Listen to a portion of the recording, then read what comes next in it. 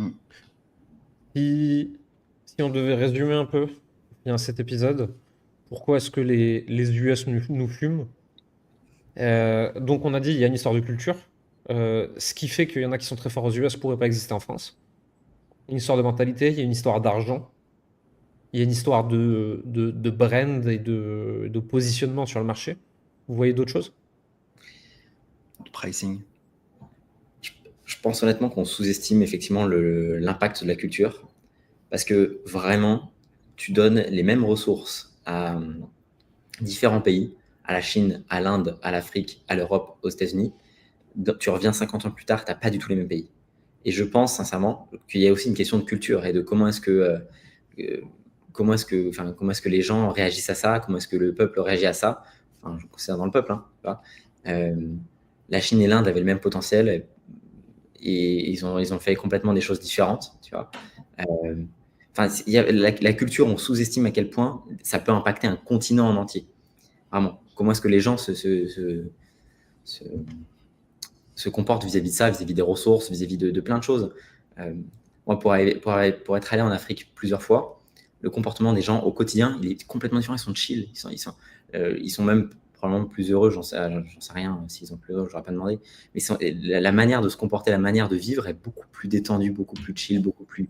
Ils sont pas stressés par plein de choses.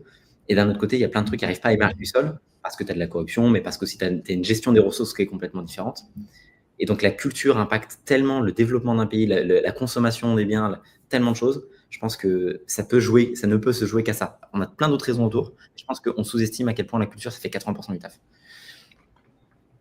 En fait, la culture explique les autres raisons. La culture explique les problèmes de pricing, de vitesse d'exécution, de succès. Donc effectivement, je trouve que En ça fait, englobe tout. Et on parle souvent de culture d'entreprise et j'ai des potes qui sont venus du Japon, qui sont entrepreneurs. Et m'ont dit, en fait, c'est là où tu vois que tu n'as pas besoin de mettre des règles quand tu as une culture dans une boîte. C'est exact, la culture d'une boîte, la culture d'un pays, c'est la même chose. Les Japonais, il n'y a pas de règles, il y a des règles, mais je veux dire, ils n'ont pas besoin d'aller jusqu'à taper les limites pour bien se comporter, pour être propre dans les transports, pour être poli, parce que c'est dans leur culture et que du coup, naturellement, ils se comportent comme ça en interne.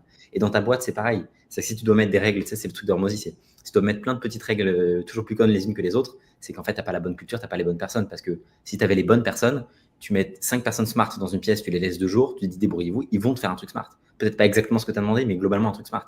Si tu mets 5 personnes qui ne sont pas adaptées, habilitées pour le job, tu les laisses dans une pièce, tu reviens 2 jours après, ils ont cramé la pièce, quoi. Et en fait, ça vient de là, ça vient de cette culture-là. Ok. Good. Dites-nous dans les commentaires quel est votre avis sur la question. Moi, ça m'intéresse toujours de voir des opinions différentes des nôtres ou même des opinions identiques, mais expliquées de façon différente. Dans tous les cas, Mathis, merci beaucoup d'avoir participé avec nous.